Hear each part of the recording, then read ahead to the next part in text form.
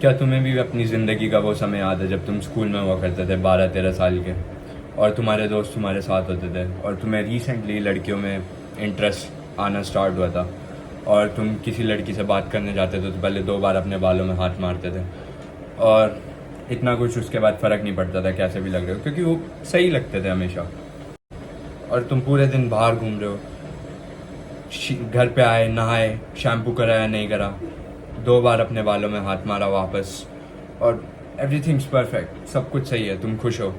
और फिर एक दिन अब तुमने अपने बालों में हाथ मारना स्टार्ट करा, हाथ मार रहे हो, और क्या आ रहा है?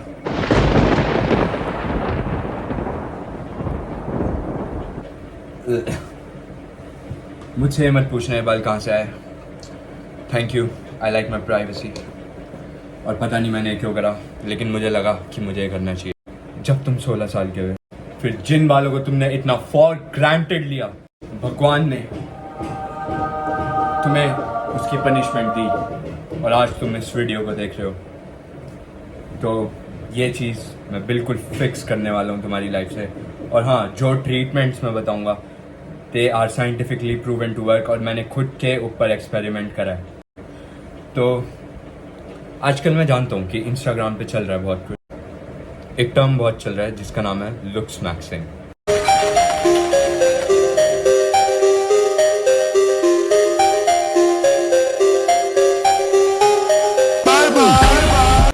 It's basically just taking care of your self, कि तुम खड़े हो रहे हो सुबह और शीशे के सामने जा रहे हो, तो जिस इमेज को तुम देख रहे हो शीशे के सामने, उसे देख के तुम्हें बहुत घिन नहीं आ रही, तुम खुद के साथ अच्छा फील कर रहे हो, खुद को देख के तुम बुरा फील नहीं कर रहे एटलीस्ट। और फिर तुम्हें कुछ भी रीज़न हो सकता है, मेल वैलिडेशन, फीमेल वैलिडेशन, ऐसा भी हो सकता है कि तुम इस एज में हो जिस एज में मैं हूँ, और you do get validation if girls come your way, they compliment you एक दो चीज़ों के बारे में, और वो तुम्हें बोलती हैं कि तुम्हारे बाल अच्छे लग रहे हैं। कोई भी तुम्हें पहली नज़र में देखता तो उसे तुम अच्छे लग रहे हो। सबके साथ होता है। You can try and hide it, call me shallow, but it doesn't change anything. What ever, anything could be the reason. और हाँ, मेरे हाथों पे अभी तक बाल लगे हुए हैं। वाह, मैं तुम्हें बताने वाला हूँ कैसे तुम विटामिन ई तेल अपने बालों में दही लगा के, शैम्पू बदल के, मुल्तानी मिट्टी लगा के अपने बाल वापस ला सकते हो। ना ना ना, नो। जो भी इन्फ्लुएंसर तुम्हें ये चीज़ें बताता है कि इन चीज़ों से हेयर लॉस तुम्हारा सही होगा, वो एक नंबर का गधा है और उसे कुछ नहीं पता। और ध्यान रखना कि वो ये चीज़ें सिर्फ और सिर्फ पैसों के लिए कर रहा है। मैं भी एक ऐसा इंसान हूँ जो अपनी पूरी सेल्फ वर्थ को इस चीज़ पे बेस करता है कि मेरे पास लड़कियाँ हैं या नहीं है। शैलो है ना? Well, thank you. आज मैं तुम्हें पूरे साइंस बैक्ड फैक्ट्स देने वाला हूँ कि हेयर लॉस क्यों होता है, क्या रीज़न है इसके, किन तरह का होता है, और तुम कैसे इसे ट्रीट कर सकते हो। तो चलो, ये ट्रीटमेंट्स मैंने पर्सनली अपनी लाइफ में अप्लाई करे हैं, और इनसे मुझे बहुत अच्छा रिज़ल्ट देखने को मिला है। क्योंकि पहले मेरे बाल कुछ ऐसे थे, झाड़ू जैसे, और अब मेरे बाल ऐसे हैं। बाल, एक टाइम पे बाल खोना, मैं बहुत हेयर लॉस से गुज़र रहा था, और उस चीज़ ने मेरे ऊपर इतना, मेरी ईगो पे, मेरे सेल्फ कॉन्फिडेंस पे इतना बड़ा ऐसे हिट दिया कि मैंने घर से बाहर निकलना बंद कर दिया। क्या क्या मुझे इनसिक्योरिटीज़ नहीं होने लग गई थी। मैं बार बार जाके छुप छुप के कैमरे में अपना वो देख रहा हूँ, हेयर स्टाइल, कि कहीं से मेरा गंजापन तो नहीं दिख रहा, कहीं से मेरे बाल तो नहीं दिख रहे। और कैसे मैंने उसे फिक्स करा, और नहीं, बार बार गंजे होने से भी बाल नहीं आते। तो हेयर लॉस एक बहुत ही पर्सनल चीज़ है मेरे हिसाब से, और हेयर लॉस के बहुत सारे रीज़न होते हैं। अब मैं साइंटिफिक फैक्टर्स में जाने वाला हूँ थोड़ा, प्लीज़ मेरे साथ बने रहना। हेयर लॉस मेनली होता है लाइक 4 रीज़न से।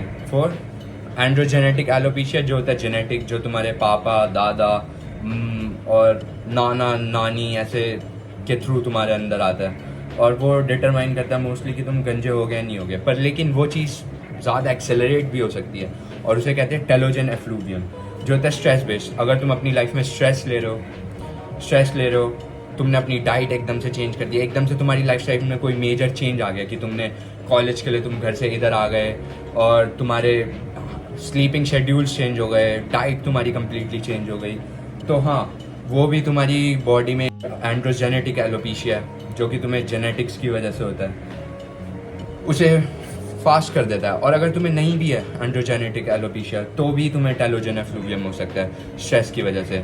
और फिर तीसरा होता है ट्रैक्शन एलोपेशिया, कि जिसमें तुम टाइट अपने बालों को बांध रहे हो, टाइट हेयर स्टाइल्स बांध रहे हो, पोनी टेल, मैन बन, ब्ला ब्ला धत्तरी कुछ भी, और उससे भी तुम्हारा हेयर लाइन रिसीड हो सकती है, उस कहते हैं ट्रैक्शन एलोपेशिया। और फिर चौथा आता है एलोपेशिया एरियाटा। एलोपेशिया एरियाटा का एक कंफर्म रीज़न नहीं है कि ये क्यों होता है, पर लेकिन ये वो होता है जब तुमने देखा है किसी के सर पे एकदम सर्कल शेप में गंजा बनाना स्टार्ट होने लग जाता है, एकदम सर्कल बन जाता है कुछ इस तरह, और वो ऑटो इम्यून डिसऑर्डर माना जाता है। तो अब चलिए थोड़ा साइंस को थोड़ा साइड करते हैं, पर ये बात करते हैं कि आजकल main causes of hair fall, hair loss है क्या।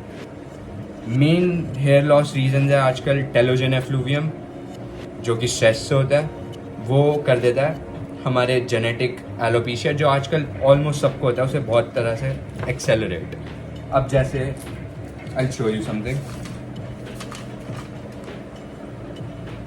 ये हमारे सर पे एक हेयर फॉलिकल है, हेयर फॉलिकल जिसमें से बाल निकल रहे हैं, ओके।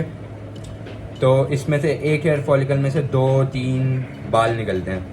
अब धीरे धीरे अगर तुम इस चीज़ अपना ख्याल नहीं रखते और तुम्हें एंड्रोजेनेटिक एलोपेशिया है, ज़रूरी नहीं है तुम अपना पूरा ख्याल भी रख सकते हो, ये बात अंडरस्टैंड करना बहुत इंपॉर्टेंट है, और तब भी ये हो सकता है। लेकिन क्यों?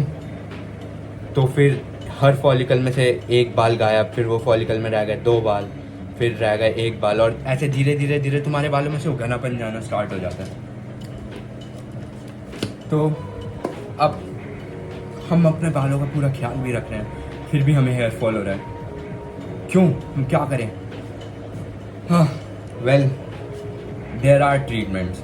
और नहीं, पहले हम देखेंगे कि शैम्पूस और ऑयल से कुछ होता भी है या नहीं।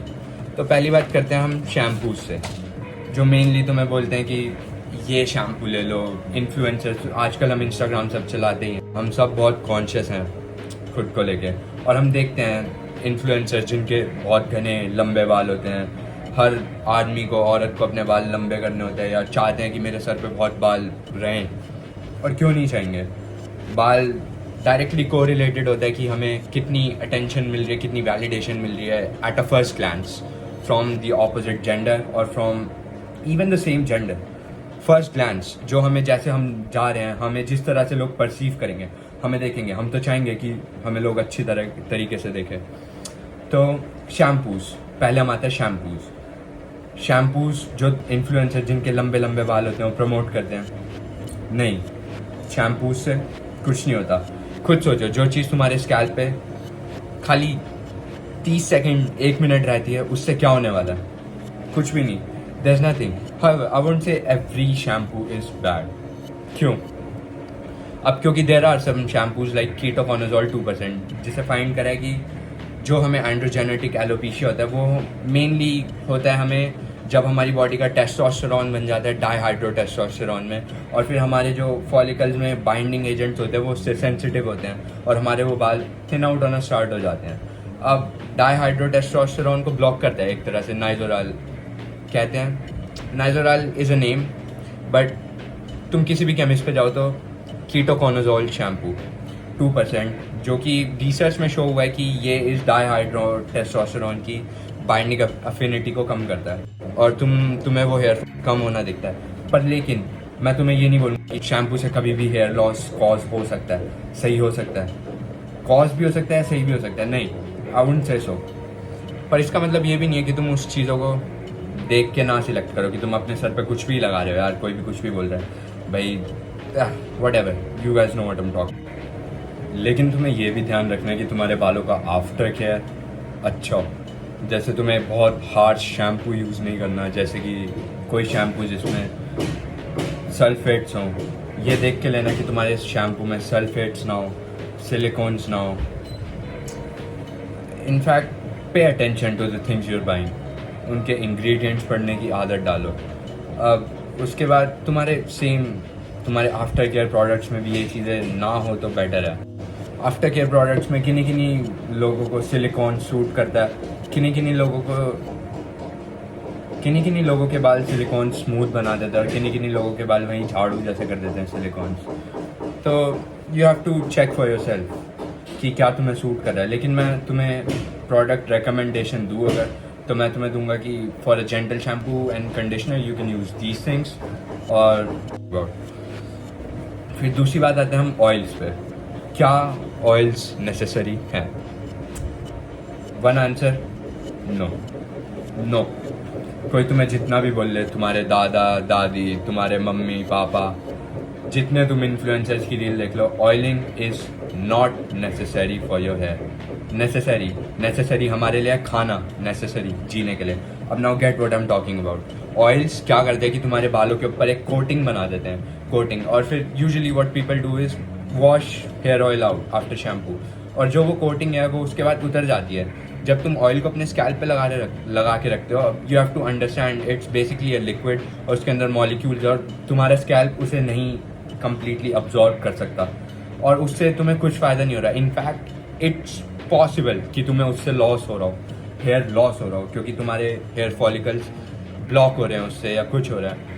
पर there is also one positive side कि अगर तुम 30 मिनट के लिए अपने बालों पे ऑयल लगा के धो रहे हो, तो हाँ, जब तुम नहा के आओगे तो तुम्हारे बालों पे एक कोटिंग होगी जिससे तुम्हारे बाल हो सकते हैं तुम्हें थिक लगे और लस्ट्रस लगे, लेकिन नहीं, उससे हेयर फॉल दूर नहीं हो रहा और उससे कुछ भी तुम्हारी कोई प्रॉब्लम सॉल्व नहीं हो रही।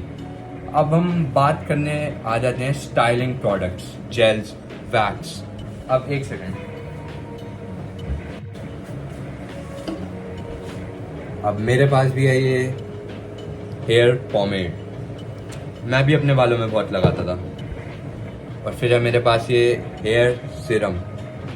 ओके, अब मैं क्या बोलना चाहूँगा इनके बारे में? बोलना तो मैं यही चाहूँगा कि these things can be good for you. These things can be good for you if you style them in an according manner. These things can be good for you if you use them in an according manner. अब कैसे according manner क्या है?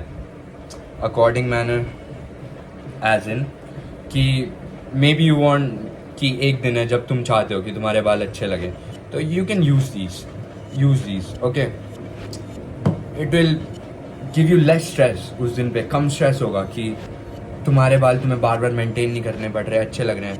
And that helps not कि ये तुम्हारा hair fall दूर कर रहा है, पर लेकिन फिर you have to pay attention कि तुम इन प्रोडक्ट्स को वॉश आउट भी करो। क्योंकि हाँ, मेरे साथ ही आई हैव एक्सपीरियंस दिस कि मैं ऐसे प्रोडक्ट्स लगा के अपने बाल धोता नहीं था, and then there was so much product stuck in my hair कि मुझे एक बार को वो शैम्पू से भी नहीं निकल रहा, तो इसलिए मुझे अपने बाल गंजा ही होना पड़ा। और नहीं है, अभी की बात नहीं है, और नहीं, मैं अभी गंजा भी इसलिए नहीं हूँ अगेन।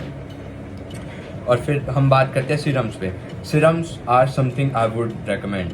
अब बी इट कि तुम ऑयल्स वाले सिरम्स यूज़ करते हो, serums, okay, pay attention to what I am saying, serums and not oils.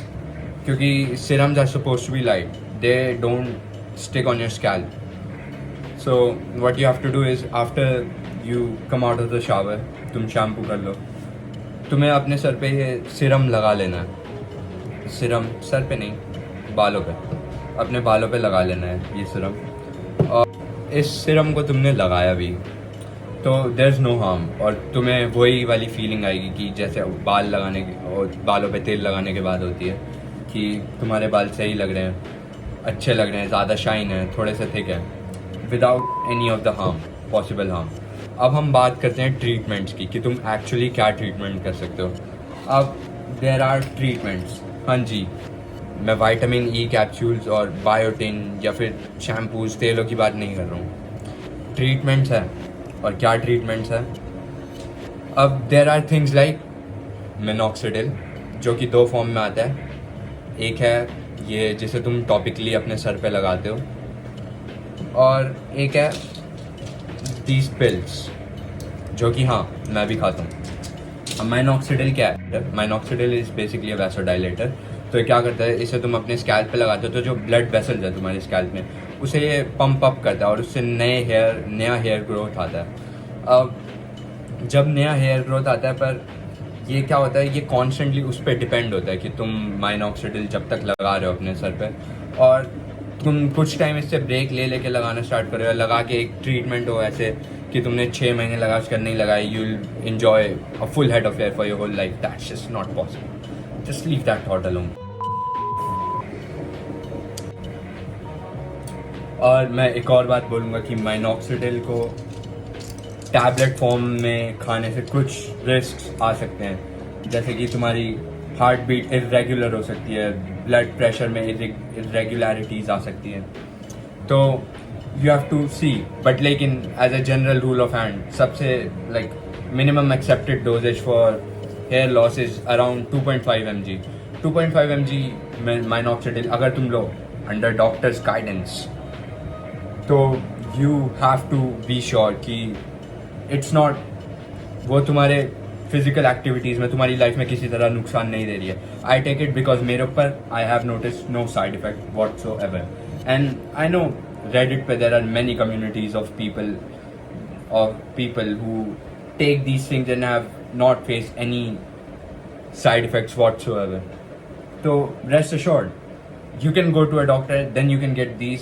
और अगर तुम्हारे डॉक्टर एडवाइस करते हैं तो टेक दीज, बिकॉज ये one of the only treatments है जो माइनॉक्सिडिल, फिनास्टेराइड, ड्यूटास्टेराइड मैंने तुम्हें बताया, जो गारंटीड है तुम्हारे बालों को वापस लाने के लिए, और almost as good as if not even better, तुम्हारे बचपन से भी ज़्यादा बेटर.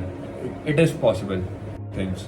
और अगर तुम इसे पर्सपेक्टिव में लेना चाहो कि कौन रोज़ रोज़ की गोलियाँ खा रहा है, कौन रोज़ रोज़ के अपने सर पे वो लगा रहा है दवाइयाँ, सिरम, तो रिमेंबर कि तुम ब्रश करना भी छोड़ दो अपने घर पे, क्योंकि ब्रश करने में भी 5 मिनट तो लगते हैं कम से कम, और एक दवाई खाने में इट्स लाइक लिटरली 10 सेकेंड. तो यू हैव टू डिसाइड कि तुम्हें रोज़ परेशान होकर रहना है, जो एड अप करके और स्ट्रेस का टाइम बिल्ड कर रहा है तुम्हारी लाइफ में, या फिर you are ready to take those 10 seconds out of your day कि तुम खा लो वो दवाई और you're back again with your confidence और everything. और फिर अब हम आते हैं कि दूसरा ट्रीटमेंट जो मैं यूज़ करता हूँ, फिनास्टेराइड और इन माय केस ड्यूटास्टेराइड. ये पिल्स होते हैं. अब फिनास्टेराइड क्या करता है, जो मैंने तुम्हें जिस हार्मोन के बारे में बताया था डाईहाइड्रोटेस्टोस्टेरोन, ये उसको ब्लॉक करता है. और मैं डॉक्टर नहीं हूँ, but again I would highly advise you कि not take finasteride और ड्यूटास्टेराइड 18 साल के होने से पहले, बिकॉज डाईहाइड्रोटेस्टोस्टेरोन अगर तुम्हें इससे हेयर लॉस हो रहा है तो ये तुम्हारी बॉडी के लिए उतना ही इम्पॉर्टेंट भी है तुम्हारे ग्रोथ फैक्टर्स में एंड मैनी थिंग्स. तो जब तक तुम फुली प्यूबर्टी हिट ना कर लो 18, एंड इन आइडियल केसेस मैं रेकमेंड भी करूँगा 20 से पहले तो बिल्कुल मत लो. Then again I am not a doctor. You should always take these medicine under a doctor's guidance. तो ये उस हार्मोन डाईहाइड्रोटेस्टोस्टेरोन को ब्लॉक करती है. Finasteride I seen somewhere, I am not sure where, but written that 70% of dihydrotestosterone in our body is completely blocked out by finasteride. बहुत लोगों के लिए फिनास्टेराइड इनफ रहता है, but then again there are cases जब लोगों को finasteride अच्छा नहीं लगे तो तब लोग यूज़ करते हैं ड्यूटास्टेराइड, अगर तुम उसके रिजल्ट से भी सेटिस्फाइड ना हो. अब ये क्या करता है, ये somewhere between 90 and I guess 90 and above dihydrotestosterone को कम्प्लीटली ब्लॉक कर देता है. तो इससे भी हेयर लॉस रुकता है. Then again there are some side effects जो होते हैं, but then again there are research is saying that these side effects could be placebo. अब प्लेसिबो क्या होता है कि वहम, एक तरह से वहम है कि अगर तुम्हें पता हो इन साइड इफेक्ट्स के बारे में तो ही तुम्हें वो साइड इफेक्ट्स हार्म करते हैं.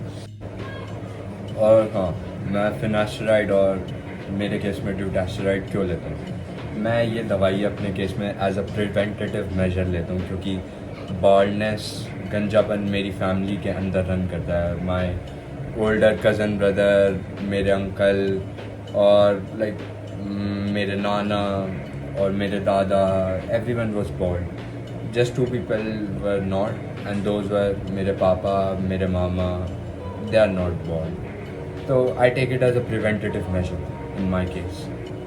अब हम आते हैं तीसरी चीज़ पे, जो कि है डर्मा रोलिंग. इसे कहते हैं, इस डिवाइस से होती है derma rolling, and you can do this at home. और ये क्या करता है, बेसिकली माइनॉक्सिडिल वाला फंक्शन. तुम इसे अपने सर पे करते हो ऐसे रब रोल, तो मिनी होल्स कर देता है तुम्हारे स्कैल्प में, जो कि ब्लड फ्लो इंक्रीज करते हैं तुम्हारे स्कैल्प में, और the repair process takes place, और उसके बाद more hair can grow on your head.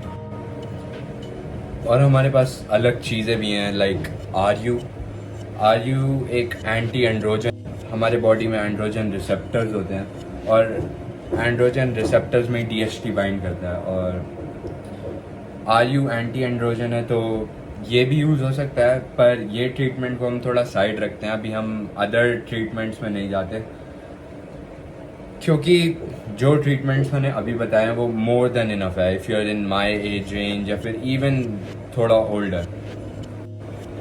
फिर आते हैं serums like Redensyl, Capixyl and Procapil. ये भी इफेक्टिव शो हुए हैं स्टडीज़ में, लेकिन मोस्ट ऑफ द स्टडीज़ में इन्हें लोअर स्ट्रेंथ माइनॉक्सिडिल के साथ कंपेयर करा, और ये इफ़ेक्टिव है लेकिन उन लोगों के लिए जिनका हेयर लॉस इतना एडवांस नहीं है। तो अगर तुम्हें लगता है कि तुम्हें ज़्यादा मेडिकल राउट में नहीं जाना माइनॉक्सिडिल की, क्योंकि माइनॉक्सिडिल का एक और साइड इफ़ेक्ट है कि you can see hair growth overall on your face and stuff if you apply minoxidil, और even if you ingest it ऐसे पिल के फॉर्म में। तो अगर तुम्हारा इतना एडवांस हेयर लॉस नहीं है तो you can go for these simple serums. इन्हें भी you have to apply once every day on your head, but minoxidil in general is shown to be much more stronger और more effective than these serums. अब अगेन किसी भी एक therapy से कभी भी हेयर लॉस नहीं सॉल्व होता, you have to include dual procedures और maybe even 3 procedures at the same time if you want to maximize your results. And yes, इससे सही होता है, और I can show you examples like this and this, कि ऐसे जिन लोगों ने फेस करा है हेयर लॉस और उनका माइनॉक्सिडिल, फिनास्टेराइड और कीटोकोनाजोल शैम्पू से क्या रिजल्ट रहा है। और हाँ जी, ये चीज़ें नहीं है वो चीज़ें, मैं फिर रीइटरेट करूँगा कि ये इन चीज़ों में मत फंसना। Vitamin E capsules, biotin, shampoos बदलना, ये चीज़ें most of the cases us Indian people do not face a deficiency in these things like vitamin E and biotin. ये हमारी डाइट में इनफ होता है। अब बात करते हैं कि हम क्या एक्सपेक्ट कर सकते हैं अगर तुम कोई सा भी इनमें से ट्रीटमेंट को अप्लाई करते हो, अपनी लाइफ में स्टार्ट करते हो, तो कहीं भी उसका रिज़ल्ट देखने के लिए 3 महीने लग सकते हैं और फुल रिज़ल्ट देखने के लिए 1 साल लग सकता है। पर लेकिन इस बात से तुम निराश बिल्कुल भी मत होना। क्यों? क्योंकि 3 महीने तक अगर तुम 2 ट्रीटमेंट स्टार्ट करते हो तो 3 महीने में तुम्हें बहुत अच्छा हेयर ग्रोथ दिखने को मिलेगा। पर जो वो 3 महीने होंगे उससे पहले तुम्हें अपना हेयर फॉल भी ज़्यादा नोटिस होगा। क्यों?